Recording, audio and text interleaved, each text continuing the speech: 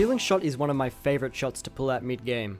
If done correctly, it is a fantastic way to catch your opponents off guard and potentially put one in the back of the net. The ceiling shot has been a firmly established mechanic for many years now, from its early days with Jay's unranked freestyle play to its now more solidified position in the ranked meta thanks to squishy dusting method way back in RLCS Season 4. Before we get into the meat of the guide, let me just preface this video by stating that I'm not the best Rocket League player, nor am I claiming to be. This is simply just a guide. It is my best attempt at explaining and teaching you this shot with the tools that I have at my disposal. There are definitely much more thorough guides out there, and I would encourage you to go and check them out if this one doesn't do it for you, but the aim of this video is just to deliver information quickly and effectively. So guys, with all that out of the way, let's jump into it. Now I want to break the ceiling shot down into 3 separate sections. First up, you've got the setup, followed by the dismount, and of course followed by the execution. I'll be going into each section separately to communicate proper execution, improper execution, a basic understanding of the move, as well as some little tips for when you want to take it to the next level. Now, I'm going to show you 3 different ceiling shots. One is of the beginner difficulty, one is of moderate difficulty, and the last is of advanced difficulty. Alrighty guys, let's quickly go through these 3 shots. I'm just going to quickly brush over them because to be honest, I never really planned to have this segment in the video, but you can see here, the beginner ceiling shot, very simple, a nice slow approach to the wall, hitting the ball at the top of the arc. I'm going to go in depth into all these sort of talking points in a minute, so don't worry, but I'm just giving you an example of some shots here. Next, we've got the moderate difficulty ceiling shot, a little bit of a faster approach, but once again, the set very much the same. You've got a little bit more control coming down off the roof, and of course you can see me here actually hold on to my flip, comparing it to the beginner shot where I used my flip right away. This is another thing you can do to catch your opponents off guard. And last but not least, we have the advanced shot. Of course, the approach being very much similar, jumping up onto the roof this time, doing a little bit of freestyle action and putting a power shot right down on the net. I also just want to point out that I know some of you might be a little bit annoyed that I do have unlimited boost on in these clips. That is my bad. I simply forgot to turn it off, but I don't really think it affects anything in this scenario. Now you'll notice that although these are very different shots in regards to difficulty, the setup is almost identical in all 3. So let's talk about that.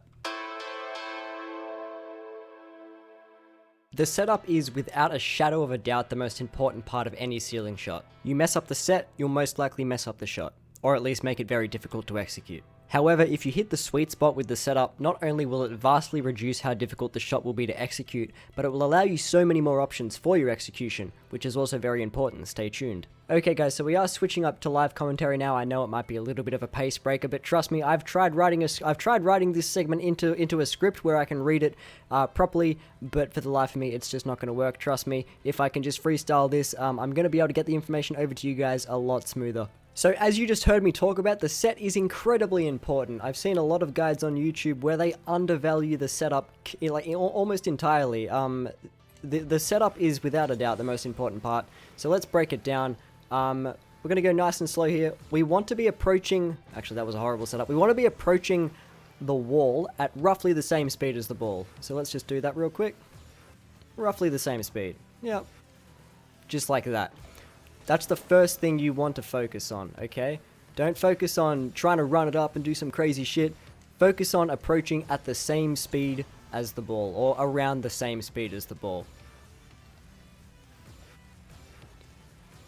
Like that. And for the most part, you will be greeted with a fairly forgiving setup, 90% of the time. So that's the first segment of the setup that I wanted to talk about. Approach the wall at roughly the same speed as the ball. Now, the second part of the setup. After you've started to approach the wall at the same speed as the ball, obviously the ball is going to roll up the wall. Now, I'm going to do this kind of slowly and it's going to look really awkward and not very professional, but obviously the ball will roll up the wall. Once the ball gets to the top of its arc, you see there, that's what I mean when I say the top of its arc. The ball rolls towards the ball rolls towards the wall, reaches the top of its arc like that, okay? Now, once the ball reaches the top of its arc, that is your signal to start boosting through the ball. Now, I'll show you what I mean by that. So, as I just finished saying, we're going to approach at the same speed. We're going to wait for the ball to reach the top of its arc, like that, and we're going to boost through. And look at that. That's not the best setup, but it's up there, okay? It's very workable. Approach at the same speed as the ball, top of the arc, boost through. Let's do it one more time. Approach at the same speed, top of the arc, boost through. And that's really it. You keep those 3 simple steps in mind when you're setting up for a ceiling shot, and I guarantee you'll be having an easier time trying to execute. So I'll just say this just one more time because I really want to reinforce it. So we're going to approach at the same speed. Once the ball reaches the top of the arc is when we make contact with it. We boost through and look at this. Perfect setup. Too bad I didn't get that double tap, but oh well. Okay guys, now that we know the proper way to set up a ceiling shot, let's take a look at the improper way, or let's take a look at some mistakes that new players make when they first try to learn this move.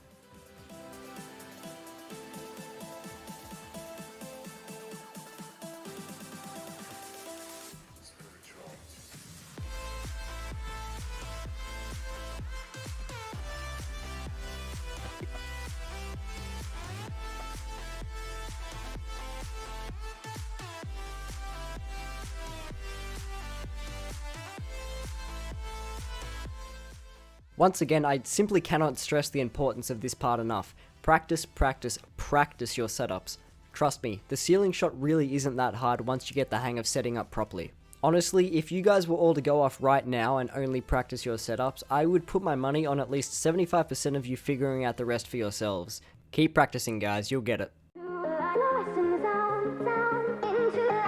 Now the dismount is something that, like with everything, takes practice. How you dismount the ball is dependent on how the ball was set up. If, for example, you set up the ball too aggressively, the ball will most likely collide with the roof before you have time to get up there yourself. Now you must rush the dismount by jumping off the roof to catch up to the ball, as opposed to letting gravity pull you off. This means you won't have the freedom to use your flip whenever you want, thus taking a lot of the guesswork out for your opponent and making it a much more simple save. If you set the ball up correctly, the dismount shouldn't really even be something you have to think about. Something I see a lot of beginners struggle with is driving past the ball once they're on the roof. Now, if you didn't know, you don't fall off the roof right away, you're actually stuck to it for a brief moment. And since your wheels are technically on the ground, your car does function somewhat the same. That means yes, your brakes do work on the roof. Once you're up on the roof, push down on the brakes just slightly. This is going to allow you just enough time to get your bearings before gravity takes over and pulls you off.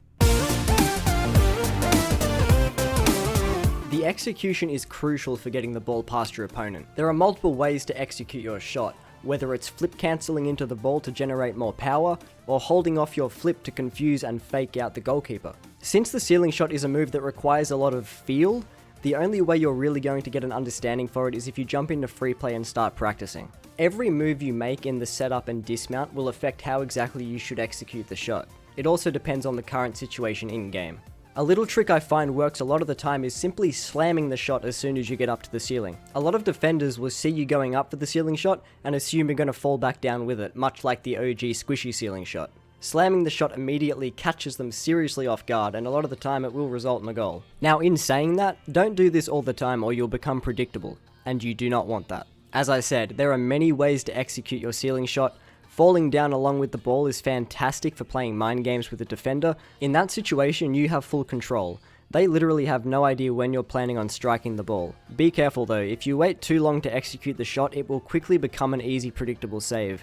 There's a bit of a sweet spot involved for this. And that ties back into what I was saying about, there's sort of a feel aspect to this shot that I myself, I can't teach you. You have to learn that yourself.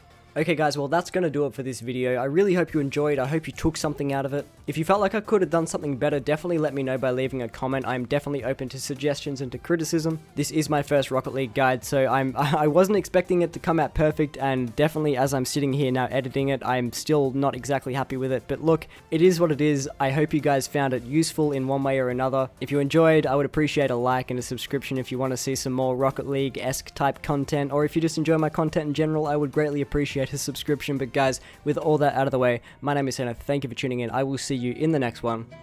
See you guys.